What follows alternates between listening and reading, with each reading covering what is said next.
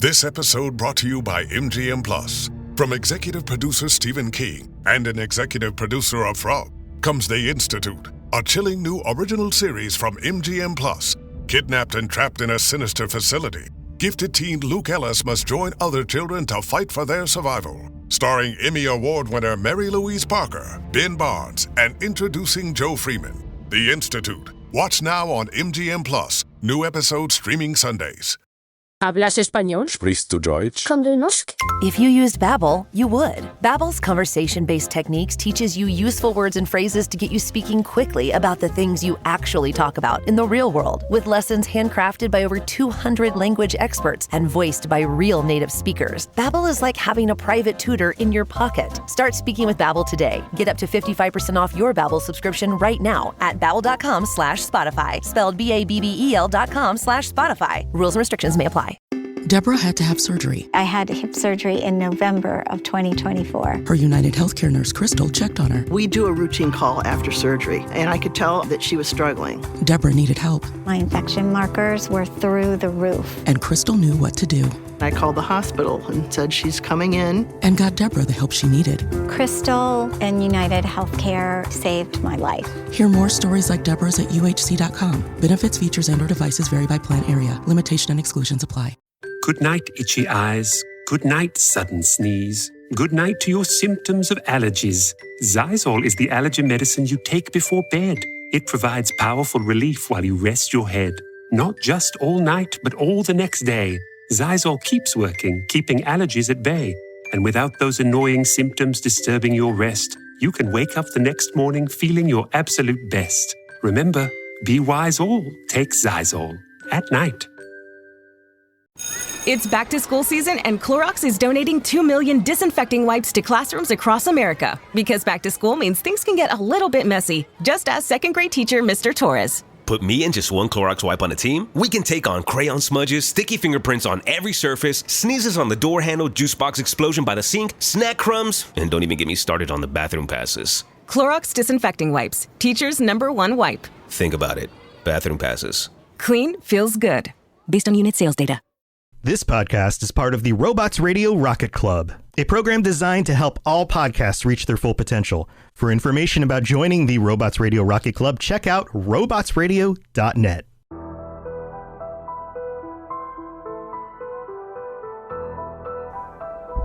Hello, and welcome to the Assassin's Creed Lorecast. My name is Austin, also known as Teacup.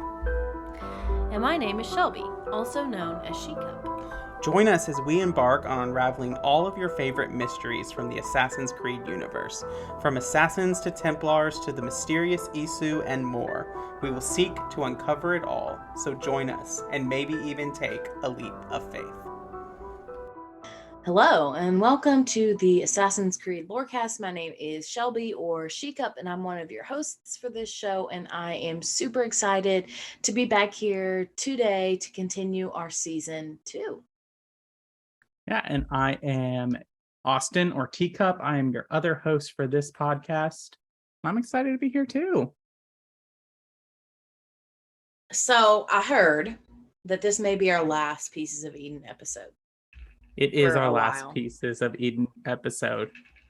Just because there might be a couple more that I've missed, but they're either subcategories or there's just not enough about them to justify an episode 3 today. Because we just don't know enough about them to get that. Fancy. So we are doing spears, daggers, and rings. Which one's your favorite? I was actually ended up being fascinated by the daggers. Okay. And we've talked about daggers before, briefly on the show. Yes, briefly. Well, are we ready to just dive in? I think I am. All right. So first up is the Spears of Eden. So we'll go over powers first, and an exhaustive list of the spear's powers is not known. It's not really ever stated to us. So we just have kind of instances of what specific spears of Eden have given the user in-game, from an in-game perspective. The first spear is the Spear of Leonidas, which is wielded by obviously Leonidas and Cassandra Eaglebearer.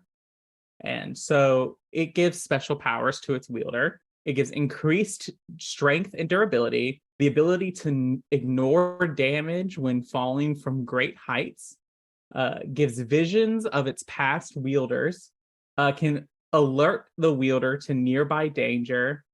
And then the other spear that just has some abilities is Odin's spear, Gungnir, which basically just has the ability to like project itself forward to like extend the reach of the spear. So it's like what, maybe like 7 or 8 feet long. It can like extend to 10 feet, and that's the power that it gives. So that's really all the powers that we know that the spears do.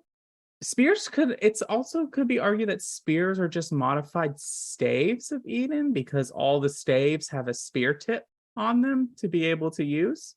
So would it be fair to say that spears of Eden are less powerful? One of the lesser types of pieces of Eden? I definitely don't want to say that, because they basically allow Cassandra to be almost invincible and to wield a lot of power. So I don't want to say they're the weakest, they're just different. Right. So are you ready to get kind of into the history a little bit? I mean, it's going to be quick because we don't really have a lot, but you ready? Let's do it. All right. So the spears, you guessed it, were forged by Consus during the War of Unification, which is a devastating conflict between Isu. This is not the Isu human rebellion. This is a war that the Isu fight amongst themselves. So essentially an Isu civil war. Yes. So then remind me, Consus is the one in which the mind of Consus was put into one of the pieces of the Eden, shroud. Correct. The shroud.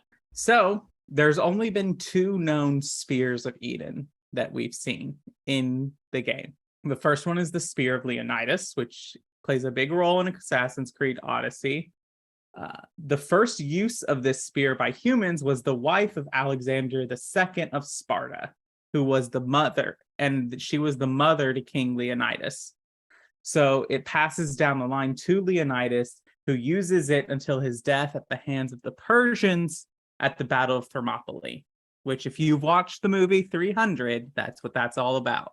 So in that battle, the spear was broken, and the tip was returned to Leonidas's daughter, Myrine, and she would eventually pass it on to her daughter, Cassandra Eaglebearer, who carried it until it's lost its power due to an interaction with an apple of Eden. The spear was in possession of Layla Hassan, but it no longer has any of its power, and it's just a broken spear. So we don't really know what it is, but it's not really a piece of Eden anymore. It's just a regular spear now. Yeah. Interesting. This is one thing that I don't really understand about pieces of Eden, like that it's almost like they have minds of their own. Like they can just fall into the earth, or they can just lose all their powers, or just disappear for hundreds of years. You know what I mean? Right. I think it's more of we don't know where they are. We don't have a recorded history of where they are, rather than them just disappearing. Okay, sure. That's fair. But my point is that it feels like they almost have a mind of their own, a will of their own, if you will. You could argue that they definitely have a weird interaction with humans. And it's just, I think it especially can feel that way because pieces of Eden, when wielded by someone who does not have enough Isu DNA, causes the wielder to go mad. Sure. I think that pieces of Eden are advanced technology and are programmed a certain way to where it seems like they have a mind of their own, but they're literally just following programming. Mm-hmm. Yeah, no, that's fair. And then the second spear we know is actually from most recent game in Assassin's Creed Valhalla. You can find the spear Gungnir, which following the Isu human war and the Great Catastrophe, which is the first solar flare that destroys the Isu, the personal weapon of the Isu Odin, Gungnir, was trapped within the Gungnir whatever that is. It lay there until 877 when Eivor, Odin's reincarnation, retrieved it while detouring away from her brother Sigurd on their way to Yggdrasil's supercomputer. So that's the end. That's the end of that Gungnir. Like, we know it falls to Eivor and then it disappears again. We don't know where it shows up again. So this Gungnir, which sounds like Gungi from Star Wars, I won't get us off track. I just needed that to be known. This sword or spear, whatever it's called, is Odin's spear, like the Norse god Odin. Correct. So is Odin an Isu? Yes, we've talked about that. Okay, I think I forgot that. Anyway, go ahead. Well, that's really it for spears. Oh, okay. Well, I just feel like,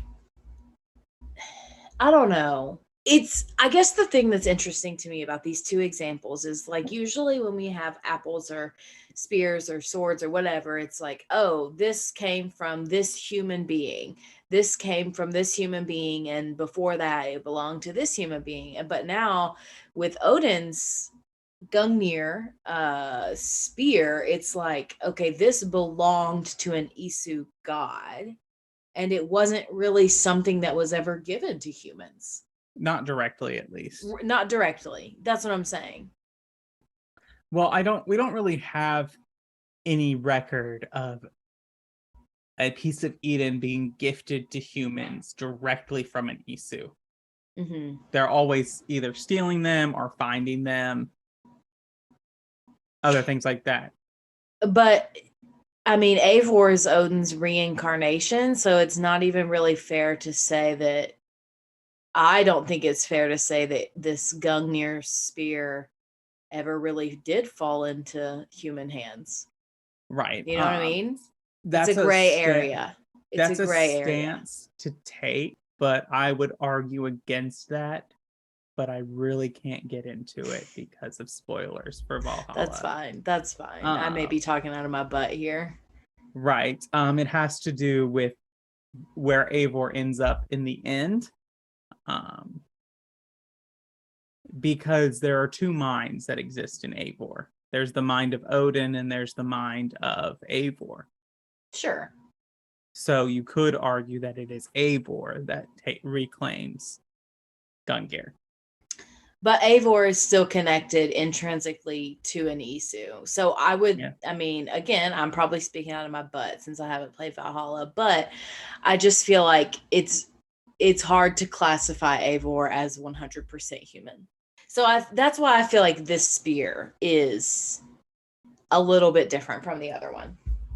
Right. And this just might be, it might just be the fact that they're trying to bring in Norse mythology in there because, this is the other thing. We also have Hammers of Eden, which Mjolnir is one of them, but we just don't really know a lot about it. Right. So it might just be Ubisoft trying to bring in more like historical artifacts into that and people piecing together that they're pieces of Eden. All right, you ready to go to the break? I am. Want to live better? We got a lot of work to do. Join Chris Hemsworth in National Geographic's new Disney Plus original series, Limitless. Live better now. I'm diving headfirst into cutting-edge science to uncover 3 powerful secrets to living better right now. The growth that occurs through any challenging experience is really what we seek. Chris Hemsworth stars in Limitless. Live better now. Now streaming on Disney Plus and Hulu. It's showtime. This episode is brought to you by FX's Alien Earth, the official podcast. Each week, host Adam Rogers is joined by guests, including the show's creator, cast, and crew, in this exclusive companion podcast. They will explore story elements, deep dive into character motivations, and offer an episode-by-episode behind-the-scenes breakdown of each terrifying chapter in this new series. Search FX's Alien Earth wherever you listen to podcasts. This episode is brought to you by Greenlight. Get this. Adults with financial literacy skills have 82% more wealth than those who don't. From swimming lessons to piano classes, us parents invest in so many things to enrich our kids' lives. But are we investing in their future financial success? With Greenlight, you can teach your kids financial literacy skills like earning, saving, and investing. And this investment costs less than that after-school treat. Start prioritizing their financial education and future today with a risk-free trial at greenlight.com/Spotify. Greenlight.com/Spotify. Ma cos'è? Shoot! Shoot a flying demon! Malaka! Malaka! Malaka! Even now, faced as I am with the truth of your cold words, I refuse, because I believe things can still change. I may never succeed. The assassins may struggle another 1,000 years in vain, but we will not stop. All right, well, welcome to the break, the middle of the show. This is where we talk about all the things that have to do with the Assassin's Creed lore cast and not necessarily Assassin's Creed. So, first thing I want to tell you is about our Discord server. We are a growing server. We've got a really awesome Cups podcasting server going on, and we always are talking about something. There's always a lively conversation, a lot of jokes, a lot of pet picks, all kinds of fun stuff. So make sure you join our server if you haven't already. The link is in the episode description. And you can also join the Robots Radio Discord, where you can find tons and tons of really awesome podcasts to listen to if you're in the mood for a new show. We are also over there as well. I also want to talk about our Patreon. We just launched a Patreon for this show, and this is a really great way to support us. It helps us continue doing the show and gives us a little bit of financial support as we do take time out of our lives to create this content for you free of charge. So we do have a new patron this week, which I'm so excited to talk about. And our new patron this week is MK10 Gamer. Thank you so much for becoming our newest patron. So exciting. And if you want to become a patron, you can also do that. We have a lot of different tiers, and one of the tiers at level 2, the $10 tier, you can submit monthly Ask Me Anything submissions. So like you can submit us one question per month and we'll talk about it on the show. And so I have one to talk about today. So this one is also from MK10 Gamer, and he says, what's your favorite headcanon and why? So Austin, do you want to go first? Sure. I would say my favorite headcanon has to be that there are pieces of Eden that were specifically forged for humans to aid them in the human Isu war. And I think that it adds a dynamic to the story and a dynamic to the Isu, because otherwise they just become of like, these overlords that just ruled over humanity. Mm-hmm. And I think it gives a more plausibility of why the humans were able to give the Isu kind of a run for their money. Because, it's great that a couple of Isu hybrids stole an apple and inspired a rebellion, but what would they really have lasted that long? Right. That's fair. What's yours? I honestly, and this is more of just an issue I take with the games, I don't believe Sean and Rebecca as a couple. That is not believable to me. Like, that is so not believable. So my favorite headcanon is that Rebecca specifically is actually a lesbian. So that's my headcanon. That's just your favorite? That's the only one I really have right now since I haven't finished playing through the games. I feel like I can't say what my favorite is for sure until I finish them all, but yeah. That's fair. They're just not believable as a couple. I'm sorry. You can't convince me otherwise. Have you? It's possible. That's very fair. I just don't see it personally. All right. Anyway, so that is our Ask Me Anything submission from MK10 Gamer. So if you become a patron at level 2, you can submit once per month questions that we'll answer on the show. So I also have one more thing to talk about, and that is we have a new review to read out on the show. And this review is from Torolf, I don't know how to pronounce it, Torolf 42. And they say, Lore of the Hidden, 5 stars. Truly informative podcast of a franchise that has taken the world by storm for 15 years. Deeper insight into a truly loved fictional tale. Or is it truly a fictional tale? The Cups bring an intriguing and amazing perspective on Assassin's Creed. Can't wait to hear the future podcast. Keep up the great work. Love the shows and the Cups. Thank you. Thank you so much for this awesome review. We so appreciate it. And if you cannot support us financially, a great way to support us is to leave us a review.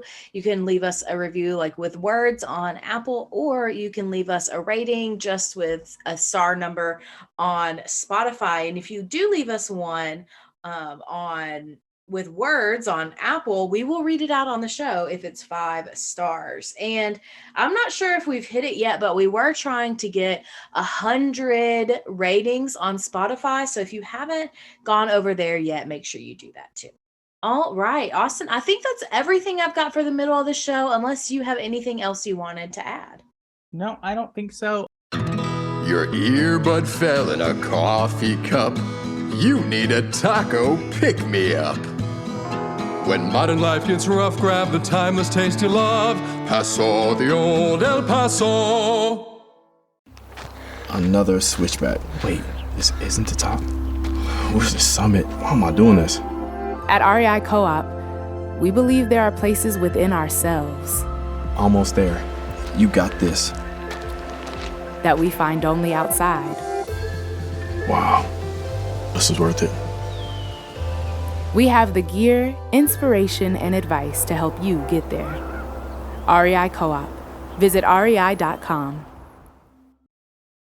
This episode is brought to you by Progressive Insurance. Do you ever find yourself playing the budgeting game? Well, with the Name Your Price tool from Progressive, you can find options that fit your budget and potentially lower your bills. Try it at progressive.com. Progressive Casualty Insurance Company and Affiliates. Price and coverage match limited by state law. Not available in all states. And I know I was really nice to you, but actually I'm just another Templar plot twist. And yes, I would like very much for you to be controlled by a magic space wizard so that you can murder me. Requiescat in pace. I am not a father anymore. I am not a husband. I am not a Magi. I am a hidden one. Yes. We are the hidden ones. All right. Well, welcome to back to the show where we're continuing, and we left off with Spears of Eden, and we're about to jump into Daggers of Eden.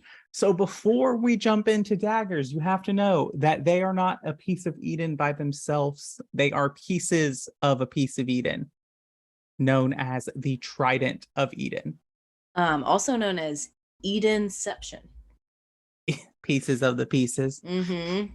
And so we need to address what the Trident of Eden was. So like all pieces of Eden, this was forged by the Isu and was lost following the Great Catastrophe. Is the Great Catastrophe the Isu Civil War? No, that's the solar flare that wipes them all out. Oh, okay. Yes. Okay, cool. The one surviving Isu, or one of the surviving Isu, Minerva, was so concerned with finding the Trident to keep it from falling into human hands that she caused the Ascendance Event in order to destroy the Trident. And what this event is it basically, think like a collective unconscious that centers around a piece of Eden. So it's like everyone is experiencing an animus simulation at once together. And so she uses this to try to find the Trident of Eden and destroy it. So this event only happens among the Isu, or does it happen among humans as well? This is done with 6 teenagers. That's frightening. Mm-hmm. What game does this come from? It is not from a game. It is from a comic. That's, I mean, like, as a person who works with teenagers, yikes. Yeah, and so the Trident does resurface again with Alexander the Great, who uses it in conjunction with his Staff of Eden to build his empire. So this is the first kind of instance we've seen, other than Rodrigo Borgia opening the vault, of someone wielding and using 2 pieces of Eden, or more than 1 piece of Eden at a time. Right. And I think it makes sense for Alexander the Great because he was such a conqueror and builder of that empire. Right. And so after his death, his generals and trusted advisors break the trident into 3 prongs or daggers. One is sent to Asia, one is sent to his home of Macedonia, and the other is sent to Egypt, which makes sense because it's kind of the corners of his empire. The Macedonian and Egyptian daggers would eventually belong to the Roman Caesars, and one of them would eventually go to the papacy. So now we have 2 pieces of Eden that are linked with the papacy, the papal staff and this dagger. And this dagger. I mean, you can also argue the apple, but yeah. So go ahead. I have a question.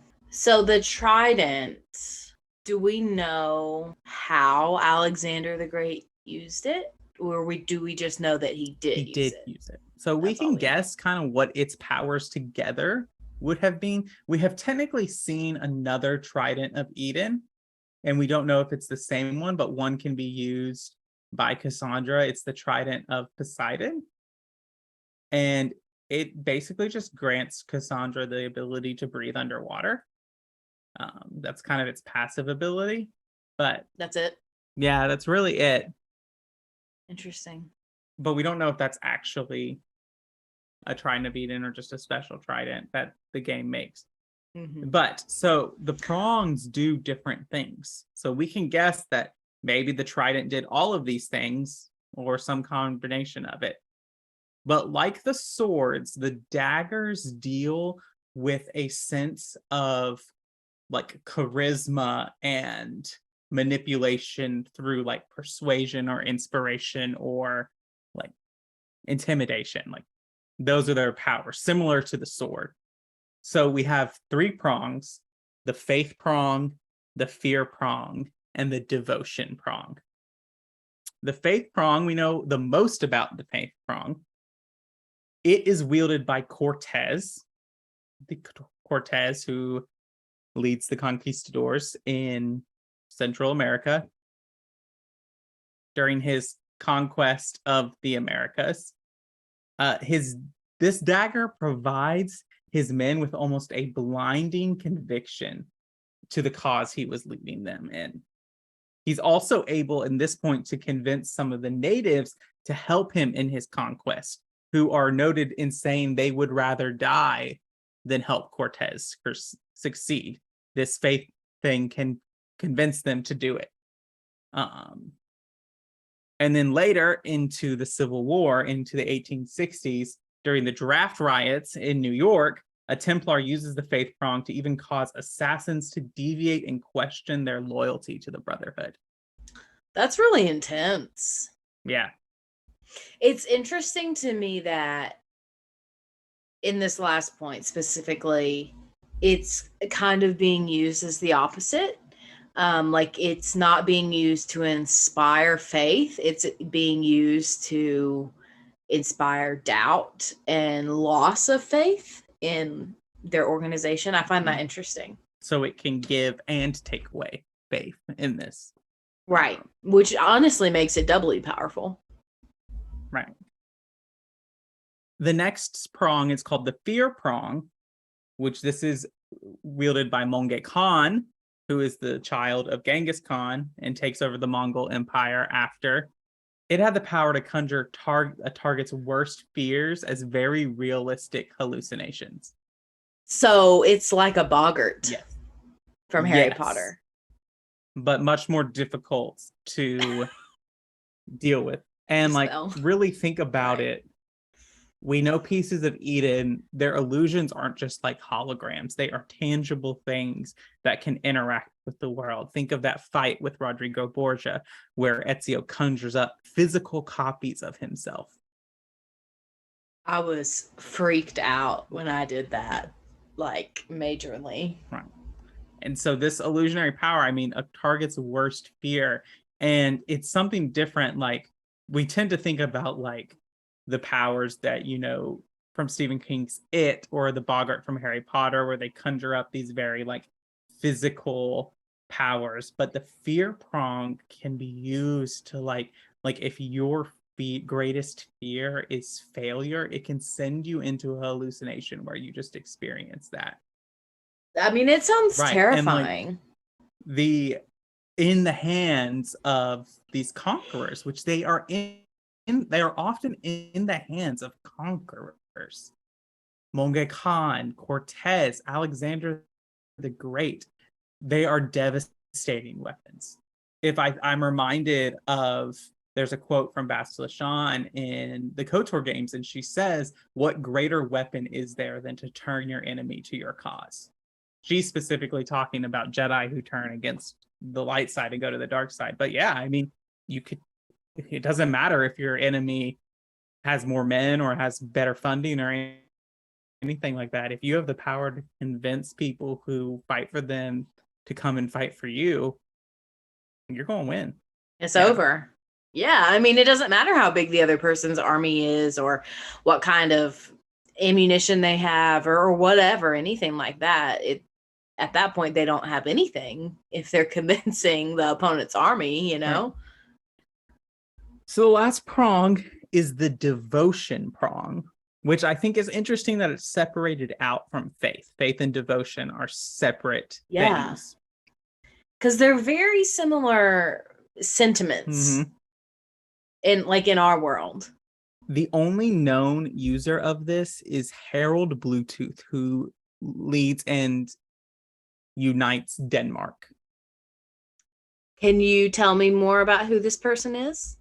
He's a Viking that just unites Denmark and everything going on there. And so that's really all I kind of know about him. He fights Sigurd's father and Eivor's adopted father on a battlefield where he wields the devotion prong. And what those powers were and what it did remain a secret to this day. No one speaks of it and no one knows it.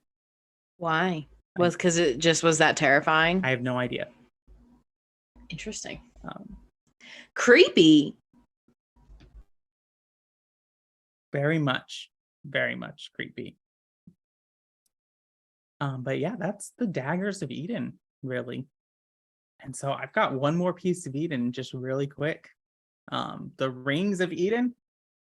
The ring is the simplest piece of Eden, as it only has one power, and its power is to project a shield around themselves to defend from projectiles. So this is another defensive piece of Eden. It's really, so it's just the shroud and the rings. Correct. But this one has no offensive abilities whatsoever. Doesn't mean it's not dangerous, but it has no offensive abilities. So the Isu would attempt to duplicate this technology on a greater scale and attempt to project a shield around the planet to prevent the Great Catastrophe. However, they abandoned this because they didn't have the technology or time to get it to a large enough scale to even protect an entire city, let alone an entire planet. So really, we don't really see a ring resurface again until the 800s, in that we know a ring is in possession of Guthrum, who is one of the Vikings that moves around England. He's around the time of Alfred the Great. And in his negotiating with peace with Alfred, his famous story is that he was a Viking conqueror who went there, and what stopped him is his conversion to Christianity. So he converts to Christianity, and that ends his campaign against the Anglo-Saxons of the time. But in that, Alfred convinces Guthrum that this ring needs to be destroyed, which we see again, like Alfred is not interested in these pieces of Eden. He does not want to use them. He doesn't want anything to do with these false gods, I'm sure is what he would call them. I mean, I I mean, I think you have to really respect that, because he's one of the few people that really does stick to his principles. Yes. However, another Viking fights Guthrum for it and almost kills Guthrum. And he is then taken the ring, and its location is now unknown. Fast forward almost 1,800 years, 1,600 years. In the 17th century, a ring comes into possession of the pirate William Kidd. And this ring contributes to his rumors of invincibility. It is buried on a place called Oak Island, which Kidd then has a map to, and he divides it into 4 pieces that he gives to his lieutenants before he is captured by the British and executed. Connor Kenway finds all of these pieces together and retrieves the ring and uses it as his own personal shield to protect him from musket balls and cannons and all kinds of stuff. And that's the Ring of Eden. So we only have 1. Maybe 2. I guess that makes sense. But the thing I actually find the most interesting about this ring is that it really is born out of Isu weakness, you know, in their attempt to create a shield for the whole planet. Mm-hmm. And they're unable to. Well, the ring is created before the attempt to create the shield. But they're using the same technology. Yes. Right. I just find that link, I guess, maybe not origin, to be fascinating, because we don't typically hear about the Isu weakness. We hear about, oh, they're so strong, they're going to kill us, they want to enslave us, that kind of thing. Right, but it's the same thing of like, so this is going to date us a little bit. You know, the first Independence Day movie, they talk about, you know, they're invaded by these aliens and they have all these shields and they all have everything and they can't like stop them or do anything. Well, they finally capture one and they're like, they're just an organic being with technology. Like they'll die to bullet holes, they'll die to disease, to dehydration, to everything. And that's kind of the similar situation here with the Isu. The need for these rings show that the Isu are not invincible. Yeah, absolutely. That they can be stabbed, they can be shot, they can be destroyed, just and like any other organic being can. Yeah, and you can also argue that the whole need for defensive pieces of Eden in general shows their weakness, that they are able to be killed, because if they were invincible, why would they need anything defensive? Exactly. Well, do you have any other thoughts about Rings of Eden? No. I just want to, before we wrap up, because we're going to move after this, we'll have a character deep dive, and then we're going to move on to the second half of our season 3, which is about actual Isu. Season 2, which is about actual Isu. And I just want to point out that the Isu themselves never claimed to be gods. Like in Ezio's conversation with Minerva, she's like, no, not gods. We just simply came before. Mm-hmm. Which I think is a notice that at least the Isu we interact with don't lord that, like, or don't hold that mantle of God over humanity of saying like, oh, we are gods. Mm-hmm. They're just like, that's a title you were given. Humanity gave us. Humanity assumed that. Yes. Yeah, that makes sense. But not. Do you have anything else you want to add about Pieces of Eden? Any of the ones we've talked about before we wrap up? I don't think so. I think that's all I really got. All right. Well, thank you for listening to the Assassin's Creed Lorecast. We'll see you next week. Thanks for listening to the Assassin's Creed Lorecast. You can find us on Twitter at Assassin's Creed Lorecast, or you could talk to us on Discord in the Robots Radio Discord or our personal Discord server. Both links found in this episode's descriptions. Thank you for listening, and always stay to the shadows to serve the light, Assassins.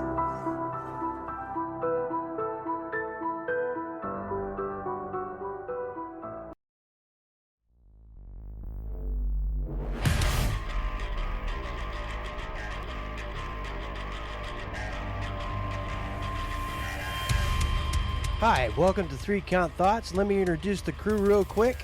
Hi, I'm Maverick Stone. I'm Romer. And I'm Jaxus. Join us as we talk all things wrestling. Each week, we'll take a topic from the wrestling world, knock it around a bit, and then go over the week in wrestling from a strictly fan perspective. We can be found on all major podcast catchers. We can also be found at 3 Count Thoughts on both YouTube and Twitter. Or you can send us an email using 3countthoughts@gmail.com. Okay, are you ready? Ring the bell.